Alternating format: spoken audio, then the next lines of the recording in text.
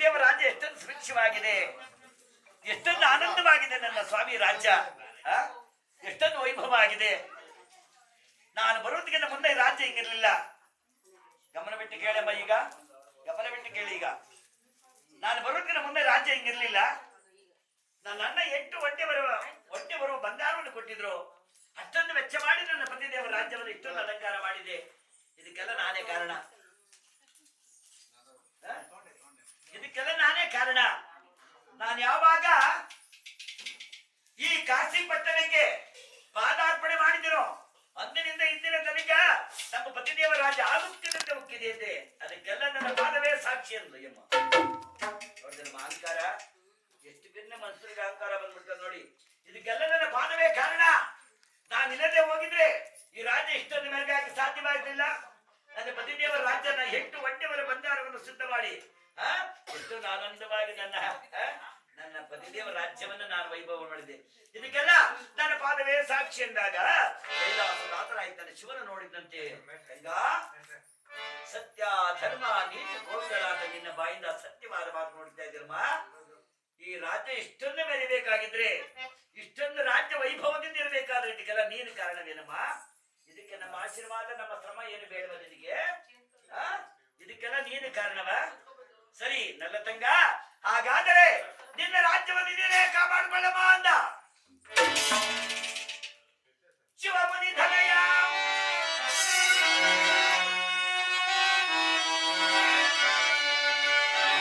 ಶಿವಧೂರವಾಧನಯ ಬರಗಾಲ ಬಂದಿದ್ದಯ್ಯ ಕಾಶಿ ಪಟ್ಟಣಕ್ಕೆ. ಅಯ್ಯ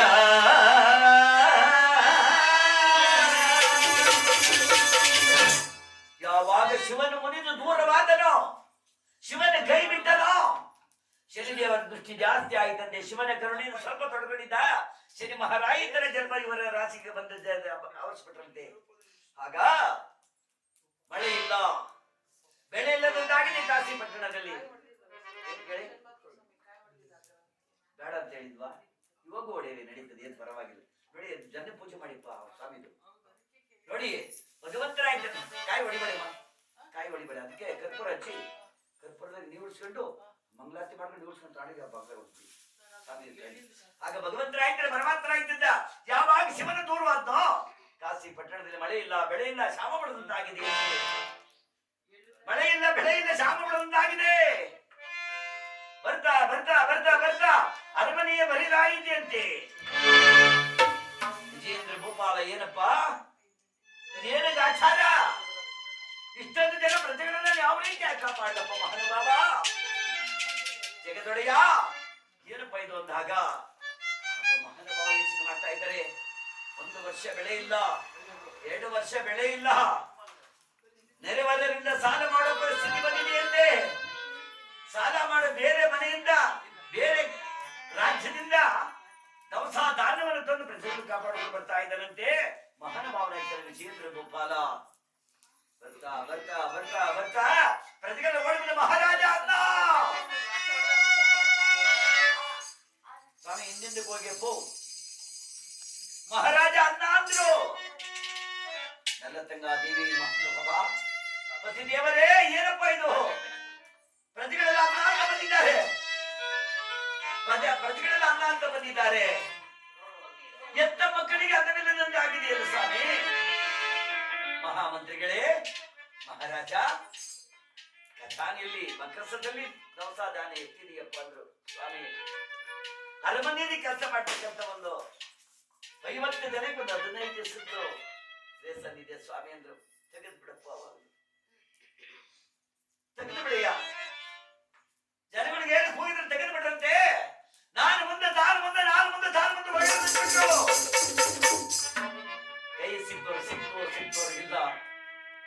ದವಸ ಧಾನ್ಯದ ಮಣ್ಣಲ್ಲಿ ಮಣ್ಣಾಗೋಯ್ತು. ಪುನಃ ಬಂದ್ರು ಮಹಾರಾಜ ಅನ್ನ. ಪ್ರಜೆಗಳನ್ನು ಕಾಪಾಡುವ ಶಕ್ತನಲ್ಲದೆ ಮಹಾನುಭಾವ ಕುಗ್ಗಿದ. ಒಬ್ಬ ತಾಯಿ ಓಡಿ ಬಂದಮ್ಮ, ತಂಗಮ್ಮ ಏನಮ್ಮ ತೆಗೆದುಕೊಳ್ಳಮ್ಮ ಈ ಮಗುವನ್ನ. ಈ ಮಗುವಿಗೆ ನೀನು ಮಗುವನ್ನು ನೋಡಿದ ತಾಯಿ, ನೀನು ಹಾಲು ಕುಡಿಸೋ ಮಗು ನಡೆದಿದ್ದಗಳಮ್ಮ, ನನ್ನ ಮಗುವಿಗೆ ಸ್ವಲ್ಪ ಹಾಲು ಕುಡಿಸಿ ಬಂದಮ್ಮ ಅಂದಾಗ, ಅಮ್ಮ ನಾನೆತ್ತ ಮಗುವಿಗೆ ಹಾಲಿಲ್ಲಮ್ಮ. ಏನು ಏನು ಕಾಲ ಬಂತಮ್ಮನಮ್ಮ, ಕಾಶಿ ಪಟ್ಟಣ ಏನು ಬರಗಾಲ ಬಂತಮ್ಮ ಅಂದಾಗಲ್ಲ ನೊಂದು ಬೆಂದತ್ತಗಂತ ಒಬ್ಬ ಮುದುಕ ನಿಂತಿದ್ದ. ಹೌದು ನನ್ನ ತಂಗ, ಹೌದು ಬರಗಾಲ ಬಂದಿದ್ದೆ ನಿನ್ನಿಂದ. ನೀನ್ ಯಾವಾಗ ನಿನ್ನ ದರಿದ್ರ ಪಾದವನ್ನು ಹೆಚ್ಚಿನ ಮರಮನೆಗಿತ್ತು ಅಂದೇ ಬಂದ ಮನವಿಗೆ ಬರಗಾಲ. ಇದಕ್ಕೆಲ್ಲ ನಿನ್ನ ಪಾದವೇ ಕೆಟ್ಟ ಪಾದವೇ.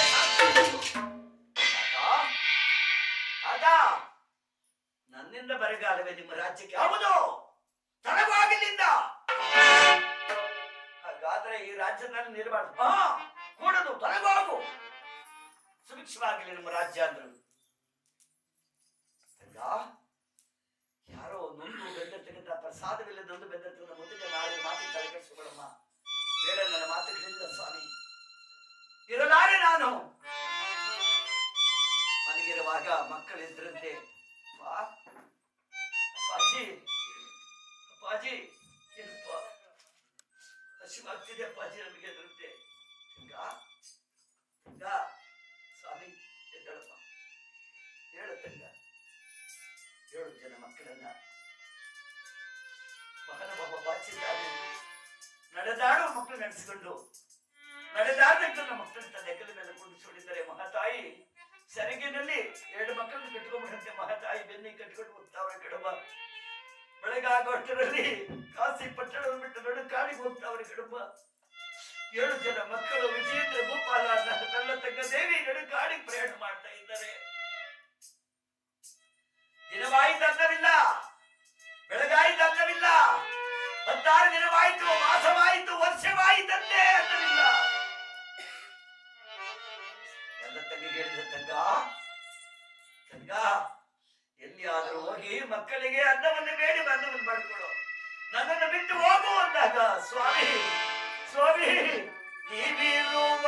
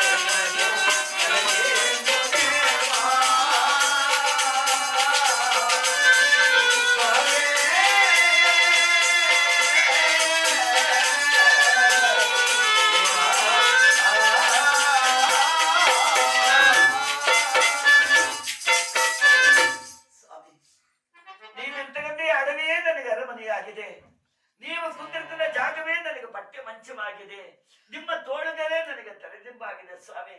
ಹೀಗಿರುವಾಗ ಎಲ್ಲಿ ಹೋಗಲಿ ಸ್ವಾಮಿ, ಎಲ್ಲಿ ಹೋಗಲಿ ಸ್ವಾಮಿ? ಅಲ್ಲಿ ಶನಿದೇವರು ಒಂದು ಮಾವಿನ ಮರವನ್ನು ಸೃಷ್ಟಿ ಮಾಡಿಬಿಡಂತೆ. ಮಾವಿನ ಮರದಲ್ಲಿ ಹಣ್ಣುಗಳು ಜೋಕಾಡ್ತಾ ಇದ್ದವಂತೆ. ಸ್ವಾಮಿ ಬನ್ನಿ ಸ್ವಾಮಿ, ಅಲ್ಲಿ ನೋಡಿ ಮುಂದೆ ಮಾವಿನ ಮರದಲ್ಲಿ ಮಾವಿನ ಹಣ್ಣು ಜೋಕಾಡ್ತಾ ಇದೆ, ಬನ್ನಿ ಅಲ್ಲಿಗೆ ಹೋಗೋಣ, ಮಕ್ಕಳಿಗೆಲ್ಲ ಫಲಹಾರವನ್ನು ಕೊಡೋಣ ಅಂತ ಅಲ್ಲಿ ಕರ್ಕೊಂಡು ಹೋದ್ರಂತೆ. ನನ್ನ ತಂಗ ಹೋಗಿ ಆ ಮರಕ್ಕೆ ಕೈ ಇಟ್ಟಂತೆ, ಮರ ಬರ್ರನೆ ಬೆಳೆದ. ಇದೇನು ಸ್ವಾಮಿ, ಇದೇನು ಸ್ವಾಮಿ, ಮರ ಬೆಳೆದ ಮೇಲಕ್ಕೆ ಹೋಯ್ತಲ್ಲ ಅಂತ ಅಂದು ರಾತ್ರಿ ಆ ಮಕ್ಕಳೆಲ್ಲ ಮನಸ್ಕೊಂಡು ಮಲಗಿದ್ದಾರೆ. ಮಕ್ಕಳೆಲ್ಲರೂ ಮಲಗಿ ಬಿಸಿ ರಾತ್ರಿ ಮೇಲಕ್ಕೆ ತಮ್ಮ ಅಮ್ಮ ಅಮ್ಮ ಅಮ್ಮ ಏನಪ್ಪ, ಎಷ್ಟು ದಿವಸ ಅಂತ ಉಪವಾಸ ಇರೋದಪ್ಪ ನಾವು. ಕಣ್ಣು ಬಿಡದ ಮಕ್ಕಳು ನೋಡಪ್ಪ, ಎಲೆಗಳ ಗಿಡದ ಎಲೆಗಳನ್ನ ತಿಂದು ವಾಸ ಮಾಡ್ತಾ ಇದ್ದಾರಪ್ಪ ಮಕ್ಕಳು.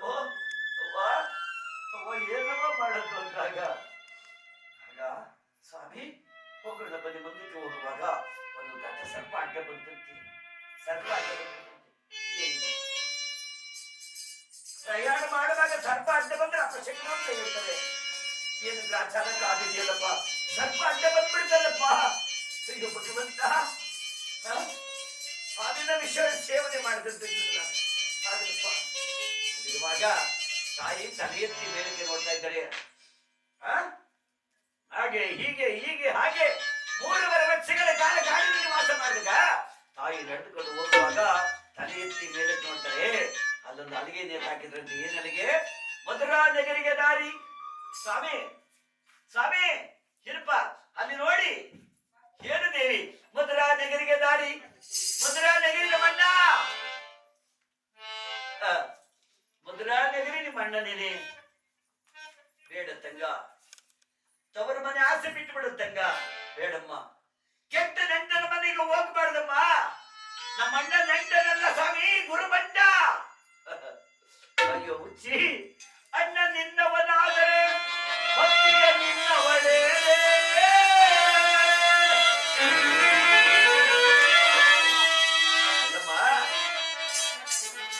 ಹಿರಿಯರ ಮಾತು ನನಗೆ ತಿಳಿದಿದ್ದೇನೆ. ಅಣ್ಣ ನಿನ್ನವನಾದ್ರೂ ಅತ್ತಿಗೆ ನಿನ್ನವಳೇ. ಹಾಗೆಲ್ಲ ಸ್ವಾಮಿ ನಮ್ಮಣ್ಣ, ಹಾಗೆಲ್ಲ ಸ್ವಾಮಿ ನಮ್ಮಣ್ಣ. ಸ್ವಾಮಿ ನಾನು ಹೋಗ್ತೀನಿ ಸ್ವಾಮಿ. ಮಕ್ಕಳೆದುರುಗಡೆ ಹೋಗ್ತೀನಿ ಸ್ವಾಮಿ ಎಂದ್ರು. ಬೇಡ ತಂಗ, ನನ್ನ ಮಾತನ್ನು ಕೇಳಿದಾಗ ಹಿರಿಯ ಮಗನ ಮೇಲೆ ಕೆದ್ದ. ಅಮ್ಮ ಏನಪ್ಪ ಅಲ್ಲಿ ನೋಡವ, 4-5 ಗುಡಿಸಲು ಇದ್ದಾವೆ, 5-6 ಗುಡಿಸಲು ಇದ್ದೇವೆ. ಅಲ್ಲಿಗೆ ಹೋಗಿ ಯಾರೆಲ್ಲಾದ್ರೂ ನನ್ನ ತಾಯಿಯಿಂದರು ಮನೆ ಒಳಗೆ ವಾಸ, ಆ ಗುಡಿಸಲಲ್ಲಿ ವಾಸ ಮಾಡಲು ನನ್ನ ತಾಯಿಯಿಂದ್ರ ಹತ್ರ ಸ್ವಲ್ಪ ಭಿಕ್ಷೆ ಬೇಡ್ಕೊಂಬತ್ತೀನಿ ಕಣಮ್ಮ. ನನ್ನ ತಂಗಿ ತಮ್ಮಂದರಿಗೆ ಬೇಡಕ್ಕಂದ. ಮಹಾರಾಜರ ಅಂದ್ರೆ ರಾಜವಂಶ ಕುಲದವರು ನಾವು ಭಿಕ್ಷೆ ಬೇಡಬೇಡಪ್ಪ ಅಮ್ಮ. ಭಿಕ್ಷೆ ಬೇಡದಾದ್ರೆ ನಿನಗೆ ಕರ್ಮ ಕೊಡೋರು ಯಾರಿದ್ದಾರಮ್ಮ? ನಿನಗೆ ಬಾಪ ಪ್ರಸಾದ ಊಟ ಮಾಡಿದ್ರೆ ಕೊಡೋರು ಯಾರಿದ್ದಾರೆ ನಿನಗೆ? ನಿಜ ಕಂದ. ಹೌದು ಸ್ವಾಮಿ, ಮಕ್ಕಳ ಅಂಬಲಿಕೆ ನನ್ನ ಕಣ್ಣಿಂದ ನೋಡಲಾರೆ ಸ್ವಾಮಿ. ಆಶೀರ್ವಾದ ಮಾಡಿ. ಸರಿ ತಂಗ ಹೋಗಮ್ಮಂತ ವಿಜಯೇಂದ್ರ ಗುಬ್ಬದ ಗಡ್ಡ ಮೆಸಿ ಬೆಳೆಸ್ಕೊಂಡು ಕೂತು ಬಿಟ್ಟಿದ್ದಾರೆ ಮರ್ದಡೆ. ನನ್ನ ತಂಗ 7 ಜನ ಮಕ್ಕಳನ್ನ ಕರೆದುಕೊಂಡು ಹೋಗಿ ಆ ಗುಡಿಸಿದ್ರೆ ಮುಂದೆ ನಿಂತಮ್ಮ. ಅಮ್ಮ ಅಮ್ಮ ತಾಯಿ ಭಿಕ್ಷೆಯ ನೀಡಿರಮ್ಮ, ಎತ್ತ ಮಕ್ಕಳಿಗೆ ನೀನು.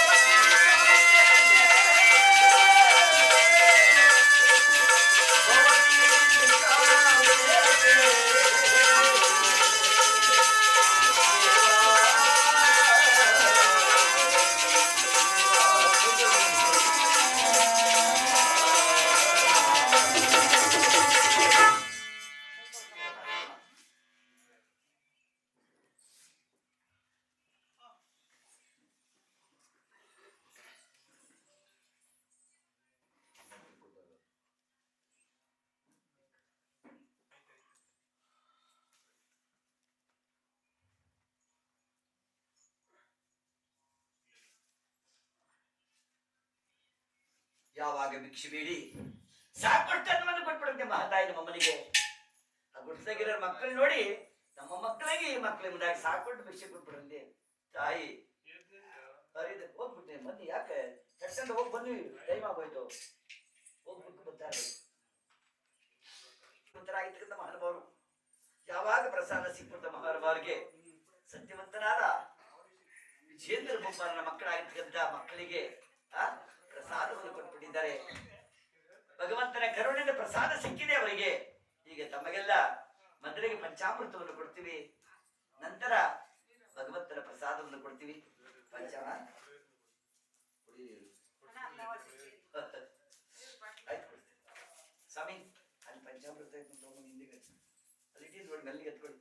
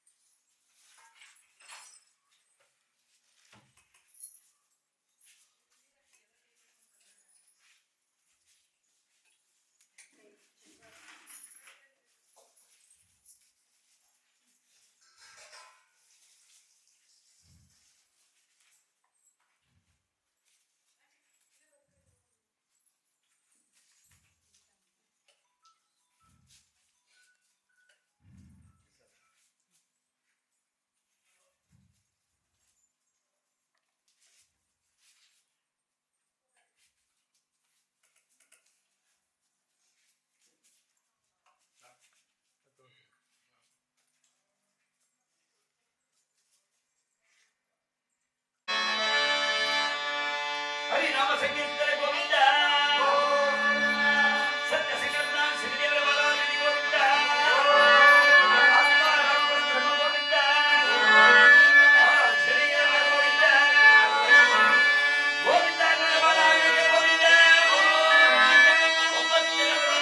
ಗೋವಿಂದ, ಭದ್ರಕಾಳದಾಯ ಹಾರಿ ಗೋವಿಂದ, ಹರ ಹರ ಬಾಲದ ಬದಗೆ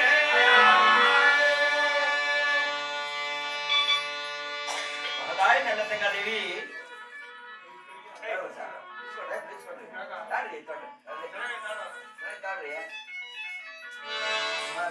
ಮನೆಗೆ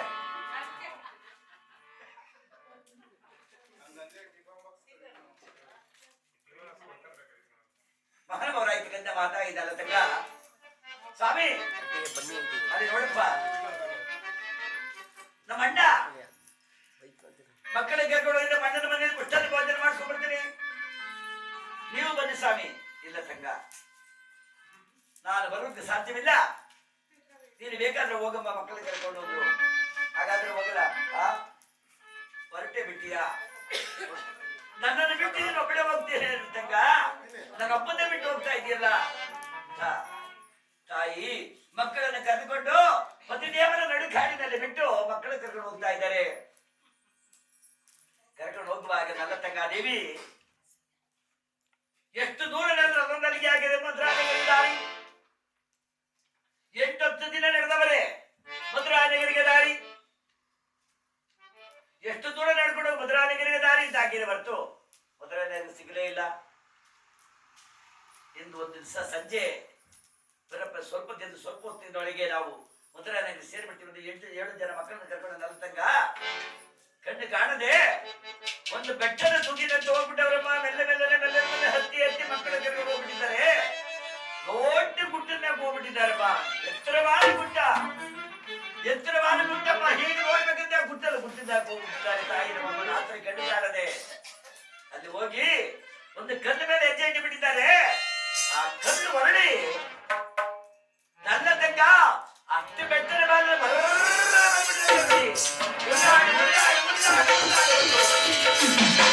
ಜನ ಮಕ್ಕಳ ಸಹಿತರಾಗಿ ನನ್ನ ತಂಗ ಹಳ್ಳದೊಳಗೆ ರಪ್ಪನೆ ಬಿತ್ತು.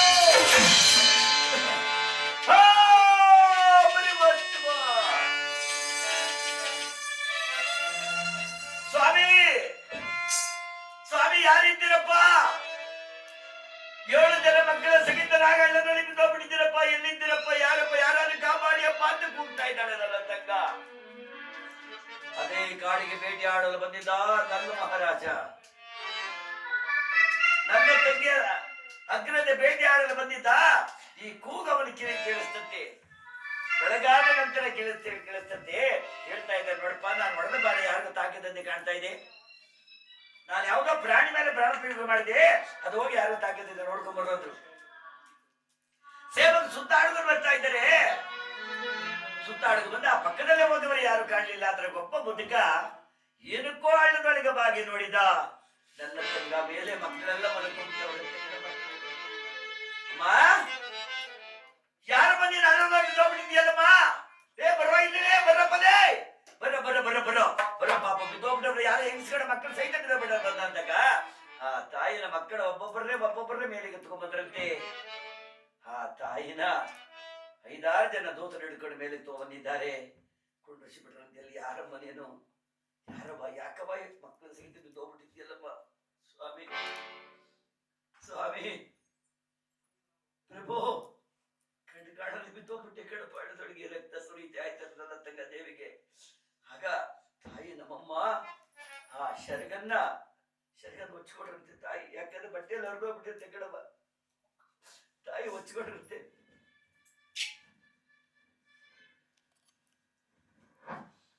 ಹೊಚ್ಕೊಂಡ್ಬಿಟ್ಟಿರುತ್ತೆ ಕಣವ ಬರ್ತಾರಲ್ಲ. ಆಗ ಆ ಮುದುಕಪ್ಪ ಎತ್ತಿ ತನ್ನ ಪಂಚಲ್ಲಿ ಎತ್ತಿ ಹೊಚ್ಚಿಬಿಟ್ಟಿರುತ್ತೆ ತಾಯಿಗೆ. ಯಾರಪ್ಪ ನೀನು? ಪರದೇಸಿ ತಾತ. ತಾತ, ಮಧುರಾ ನಗರಿಯಿಂದ ಎಷ್ಟು ದೂರ ಇದೆ ತಾತ? ಅಮ್ಮ, ಇದು ಮಧುರಾ ನಗರಿ ಕಾಡ ಕಣಮ್ಮ. ಇನ್ನು ಸ್ವಲ್ಪ ದೂರ ಇದೆ ಕಣಮ್ಮ. ಈ ಬಾರೆ ಹತ್ತಿ ತಗ್ಗಿಳಿದು ಮತ್ತೆ ಬಾರೆ ಹತ್ತಿರೆ ಅಲ್ಲೇ ಇದೆ ಕಣಮ್ಮ ಮಧುರಾ ನಗರಿ. ಸ್ವಾಮಿ, ಮಧುರಾ ನಗರಿ ಬಂದ್ಬಿಟ್ಟಿದ್ದೇನಪ್ಪ. ಹೌದಮ್ಮ, ಮಧುರಾ ನಗರಿ ಬಂದ್ಬಿಟ್ಟಿದ್ದೀ ಕಣಮ್ಮ ನೀನು. ಅಮ್ಮ ಸ್ವಾಮಿ, ಮಧುರಾ ನಗರಿ ಅರಸು ಮಹಾರಾಜ ನನ್ನ ಮಹಾರಾಜ ಕ್ಷೇಮದಿಂದಿರಬಲ್ಲೇನಪ್ಪ. ಸ್ವಚ್ಛವಾಯಿ ಪರದೇಶಿ. ನಮ್ಮ ಮಹಾರಾಜನನ್ನ, ಅನ್ನದಾತ ಪ್ರಭುವನ್ನ ಚೆನ್ನಾಗಿದ್ದಾನ ಅಂತ ಏಕವಚನದಲ್ಲಿ ಮಾತಾಡ್ತಿದ್ದಿಲ್ಲ. ಯಾರೇ ನೀನು ಅಂತ ಅಂದಾಗ, ನಿಜ ಸ್ವಾಮಿ, ಅಪರಾಧವಾಯ್ತು ನಂದು. ನಮ್ಮ ಅಣ್ಣ ಮಹಾರಾಜ ತಂಗಿ ಪರದೇಸಿ. ಅಣ್ಣ ಮಹಾರಾಜ ತಂಗಿ ಪರದೇಸಿ, ದಿಕ್ಕಿಲ್ಲದ ಪರದೇಸಿ. ಸ್ವಾಮಿ, ಮಹಾರಾಜರು ನನ್ನ ಮಹಾರಾಜರು ಕ್ಷೇಮದ ನೆನಪದೇನಪ್ಪ ಅದರಂತೆ. ಹಾಗಾಗಿ ಮುದುಕ ಕಣ್ಣು ಬಿಟ್ಟು ನೋಡ್ತೇನಮ್ಮ. ತಾಯಿ, ನಮ್ಮ ಮಹಾರಾಜನನ್ನ ದುಃಖದಿಂದ ಕೇಳ್ತಾ ಇದೆಯಲ್ಲಮ್ಮ. ಯಾರಮ್ಮ ನೀನು? ಅಮ್ಮ, ನಿನ್ನನ್ನು ನೋಡ್ತಾ ಇದ್ರೆ ನಮ್ಮ ಶೀಲವತಿ ನಮ್ಮ ಮಹಾರಾಜರಾದ ನನ್ನ ಮಹಾರಾಜನ ಸಹೋದರಿ ನನ್ನ ತಂಗಾದೇವಿ ನಮ್ಮ ಇಲ್ಲ ತಾತ. ಇಲ್ಲ, ನನ್ನ ತಂಗ ಯಾವತ್ತೋ ಸತ್ಯವಲ್ಲಪ್ಪ. ನಾ ಪರದೇಸಿ ಕಣಪ್ಪ. ಇಲ್ಲ ಇಲ್ಲ ಇಲ್ಲ ಇಲ್ಲ, ನೀನೇ ನನ್ನ ತಂಗ, ನೀನೇ ನನ್ನ ತಂಗ. ಮಹಾರಾಜ, ಓ ಮಹಾರಾಜ! ಒಬ್ಬ ಓಡಿ ಹೋದ. ಸ್ವಾಮಿ, ಯಾವ ತಂಗಿ ಕಷ್ಟ ನಿಷ್ಠರು ಸ್ವಲ್ಪ ಬರಬಾರ್ದು. ನನ್ನ ತಂಗಿ ಸುಖದ ಸುಪ್ಪತ್ತಿಗೆ ಮೇಲೆ ಇರಬೇಕು ಅಂತಿದ್ದಲ್ಲ ಅಂತ ನಿನ್ನ ತಂಗಿ 7 ಜನ ಮಕ್ಕಳ ಸಹಿತಳಾಗಿ ಅಷ್ಟ ದರಿದ್ರಳಾಗಿ ಬಂದ ನಡುಗಾಡಿ ಮಧ್ಯ ಭಾಗದಲ್ಲಿ ಹಳ್ಳದಲ್ಲಿ ಬಿದ್ದವಳಪ್ಪ. ಕಲ್ಲು ಮಣ್ಣುಗಳು ಆದಿಯಲ್ಲಿ ಬಿದ್ದೋಗ್ಬಿಟ್ಟವಳು ಕಣಪ್ಪದ. ಯಾರೊಡನೆ ಮಾತಾಡ್ತಿದ್ದೀಯ?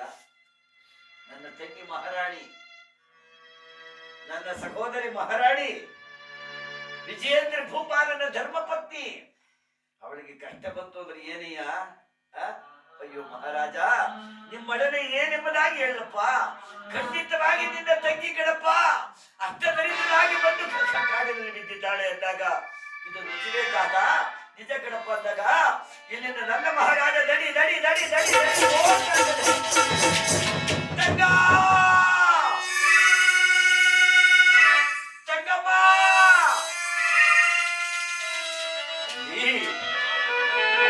ಧ್ವನಿಯನ್ನು ಕೇಳಿದ ತಂಗಿ ಬೆಚ್ಚನೆ ಬೆರಗಾಗುತ್ತದೆ. ಇದು ಇದು ನನ್ನ ಅಣ್ಣ.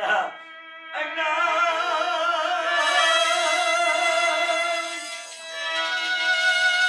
ಅಣ್ಣ ಇಲ್ಲಿ ತಂಗ ಓಡಿ ಹೋದ. ಅಣ್ಣ ಓಡಿ ಹೋಗಿ ತಂಗಿಯ ಮುಂದೆ ನಿಂತಂತೆ. ತಂಗಿ ಮುಂದೆ ನಿಂತಾಗ ತಂಗಿ ಬಿಸಿರಿ ಅಣ್ಣನ ಮೇಲೆ ಬಿದ್ದೋಗ್ಬಿಟ್ಟಿರುತ್ತೆ. ತಂಗಿನ ಬಾಚಿ ತಪ್ಪಿದ. ಯಾಕಮ್ಮ ಯಾಕಮ್ಮ ಹಿಂಗಾಗ್ಬಿಟ್ಟವ? ಏನಾಯ್ತಮ್ಮ, ಏನಾಯ್ತು ತಾಯಿ? ಮಹಾರಾಜನ ಧರ್ಮ ಪತ್ನಿಯಿಂದ ಕೊಂಡಾಡ್ತಿದ್ದಲ್ಲಮ್ಮ, ಏನಾಯ್ತಮ್ಮ ನಿನಗೆ? ಅಂದಾಗ ಅಣ್ಣ, ಮಳೆ ಬೆಳೆ ಇಲ್ಲದೆ ರಾಜ್ಯದಲ್ಲಿ ಬರಗಾಲ ಬಂದ್ಬಿಟ್ಟಣ್ಣ. ನಾಡಿನ ಜನರೆಲ್ಲ ಆಡಿಕೊಂಡ್ರು ಸ್ವಾಮಿ, ಆದ್ರೆ ನಮ್ಮ ಮಕ್ಕಳ ಕರೆಕೊಂಡು ಬಂದ್ಬಿಟ್ಟೆ ಅಣ್ಣ. ಕಾಪಾಡಣ್ಣ ನನ್ನಾಗಲಮ್ಮ, ಆಗಲಿ ತಾಯಿ, ಆಗಲಮ್ಮ, ಆಗಲಿ ತಾಯಿ. ಇಷ್ಟು ಕೇಳಿಗೆಟ್ರು ಈ ಅಣ್ಣನ ನೆನಪು ಬರ್ಲದ ನಮ್ಮ ನಿನಗೆ? ಬಂದಿದ್ದರೆ ನಮ್ಮ ಅರಮನೆಯಲ್ಲಿ ಸಿಗದೆ ನಿಮ್ಮನ್ನು ಕಾಪಾಡ್ತಿದ್ನಲ್ಲಮ್ಮ.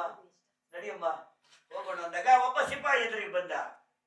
ಮಹಾರಾಜ, 26 ದಿನಗಳಿಂದ ಅರಮನೆಯಲ್ಲಿ ಇಲ್ವಲ್ಲ ನೀವು?